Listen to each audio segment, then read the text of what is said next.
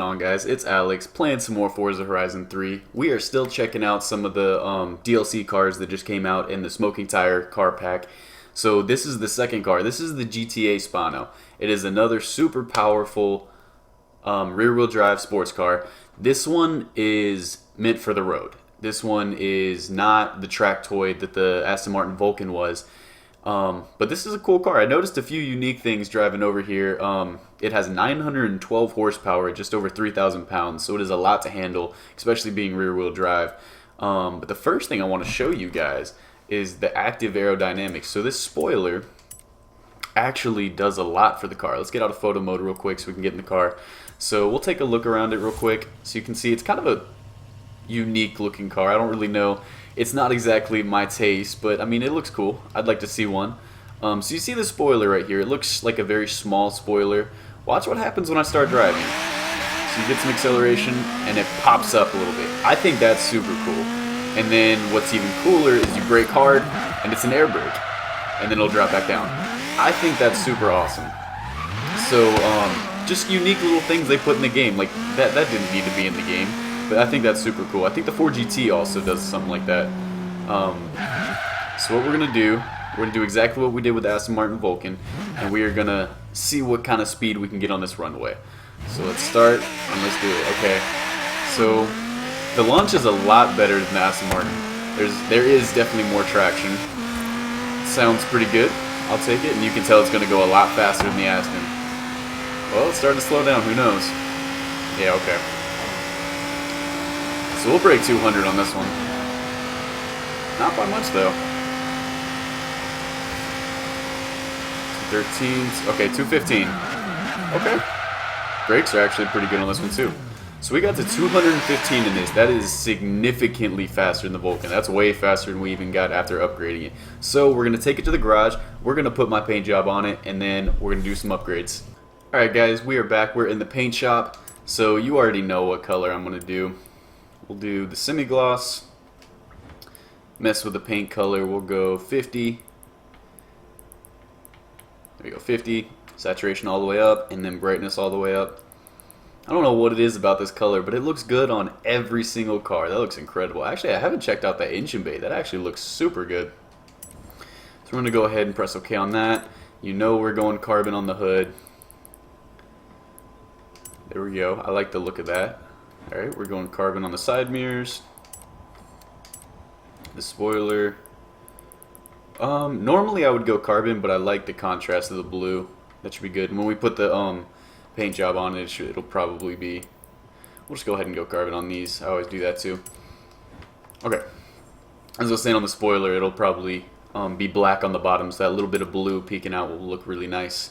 If not, we can go back and change it. Alright, so now we're going to put my little square on the top of the car and see what kind of effect it has on that. So we're going to go black here. We're going to go size. There we go. Alright, we can see it now. So it's not going to cover up any of the doors. Okay, cool.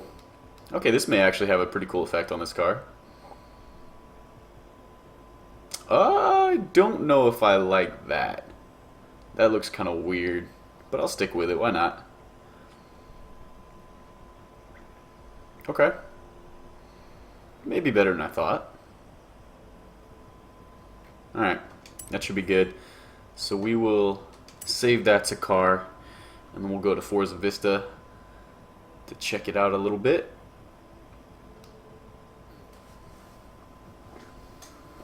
Come on.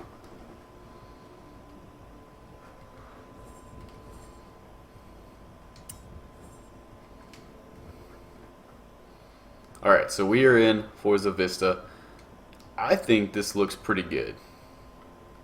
I didn't like it at first, but this little, like, where it just cuts off randomly on the side of the car, that's what I'm talking about when it has, like, different effects on every car. Like, I don't understand why it would do that, but I didn't like it at first. It's growing on me. I think it looks pretty good. And I'm glad I didn't make the spoiler carbon, because I like that little bit of extra blue right there. I feel like it'd look weird if that was all black. Alright. So now... let's do some upgrades. Let's see what we can do. We're going to do some more custom upgrades. First thing we're going to do is make it all-wheel drive. Awesome. That's a good start. Okay. See what we can do with aero. do that. It looks pretty cool. And then, no, God no, why would you do that? It looks terrible. So we'll leave that off. I'm gonna keep the rims the same. We're gonna do race compound. Again, we're gonna make them as wide as possible. And I'll leave the rims and the size the same. That looks good. We'll fully upgrade all this stuff. Got the drive line and then the differential. Okay. So then platform and handling. We're gonna leave those springs on there. We don't need a roll cage. And then we'll do some weight reduction. Cool. And then the engine. We're gonna make this as powerful as possible. Okay, exhaust, camshaft. Okay, that's significant. Race valves, displacement. Okay. So we're just gonna fully upgrade this, get as much power out of it. Twin turbo, we should be, let's see, we had 912 horsepower to begin with. Let's see what we have. Okay, yeah, let's see what we have now. Wow. Okay, we have almost 1200 horsepower and the car is lighter than it was before. Cool. Okay, so we're gonna install this setup. Yeah, okay, so we can see here. So we dropped almost 300 pounds and added a lot of horsepower. Okay, cool. 62 grand. Cool. Guys, so we're gonna drive this thing over to the runway. Okay, yeah, that launch was a lot better. So now we're gonna test the top speed again, and we got what, 215 last time? Okay, that feels pretty good. Can actually put some power down around a turn. Is he?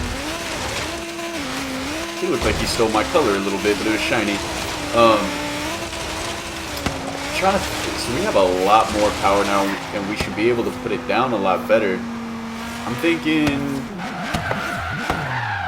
don't know, what, 230, 240, maybe? I don't think it's going to be that dramatic of a difference. Let's see. Yep, this looks a lot better. I don't like the line that kind of goes down the middle of it. Oh, wow. Okay, that SV looked really good. That was the car I saw earlier. So let these guys pass. So I think it's going to be like 235. That's my estimate. Let's see what we can do. Okay. The acceleration is insane in this car. But it does struggle a little bit on the high end. Once it starts approaching 200, it starts to slow down. Okay. These guys are in front of me. Peaking at 230. Okay. There is one thing I want to try. I haven't messed around with gearing ratios too much, but I think... Can I tune my car here? Yeah. Okay, I think if I just mess around with the gearing here, final drive just a little bit. Okay, so I messed around with the gearing a little bit and found that dropping it a little bit is actually going to help me a lot more, which would have helped if I would have looked at that chart. Maybe spent like 5 or 6 minutes trying to figure this out, but looking at the stats, 0 to 60 is 1.8 seconds. That is crazy. And the top speed is a theoretical 254. Let's see what we can get it up to on this little strip right here. I'm still thinking that 235. I think that's a reasonable estimate. I haven't actually checked out the top speed. I just know the gearing's pretty decent. And I noticed it, yeah, the spoiler goes back down at like 190 or so that's kind of interesting. Something I haven't noticed before. Alright, 230. Can we hit 240? I'm not going to stop. I hit 240. Cool. So that is significantly faster than the Vulcan. I would actually consider driving this. The Vulcan, I feel like, is just like a show car. Like a lot of fun to mess around with, to look at and stuff, but I can't imagine actually wanting to race with that. This one, to me, feels a lot better. So that's the video. If you liked it, make sure to like, comment, and subscribe, and I will see you in that next one. Peace.